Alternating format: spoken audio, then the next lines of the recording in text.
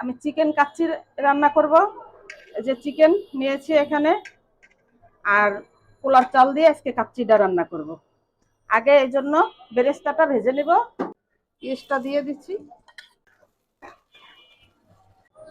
বেরেস্তাটা লাল লাল ভাজা হয়ে গেছে, এটা উঠাইয়া এই তেলে আমি আলুটা ভেজে নেব। আলুটা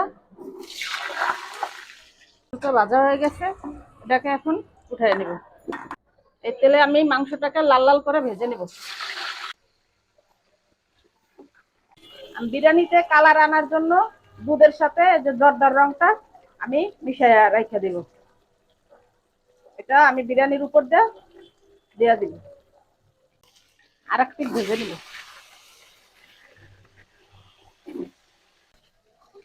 লাল লাল করে ভাজা হয়ে গেছে, এখন উঠাইয়া এই দুটো পিঠ সুন্দর লাল ভাজা ভেজে নিব।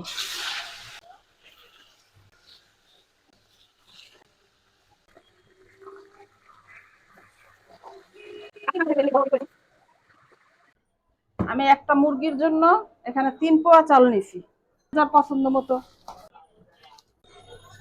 এই যে চালটা সেদ্ধ হয়ে গেছে, এর বেশি আর সেদ্ধ করব না, কারণ পোলার চাল তো বেশি সেদ্ধ করলে আবার বিরিয়ানির মধ্যে দিলে তখন একদম জাউ হয়ে যাবে। তেলটা গরম হয়ে গেছে, আগে দিয়ে দিব দুধটা,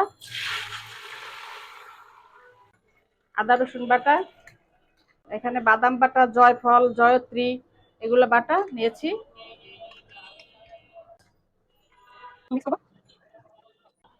দিব অল্প লবণ, একটু কালারের জন্য গুঁড়া মরিচ। এখন এটার মধ্যে গোশটা অ্যাড করব।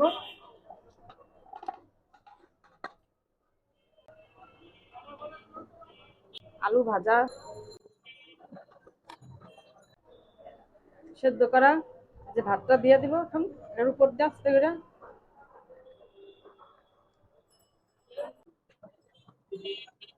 এখন দিয়ে দেবো বেরেস্তা,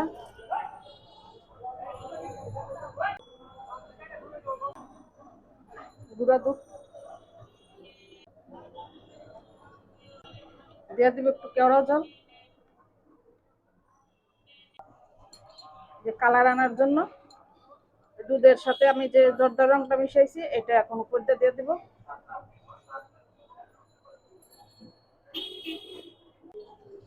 আমি এটাকে এখন ঢাকনা দিয়ে আধা ঘন্টা রাখবো, কারণ এটা চিকেনের কাচ্চি তো এই জন্য বেশি সময় লাগবে না।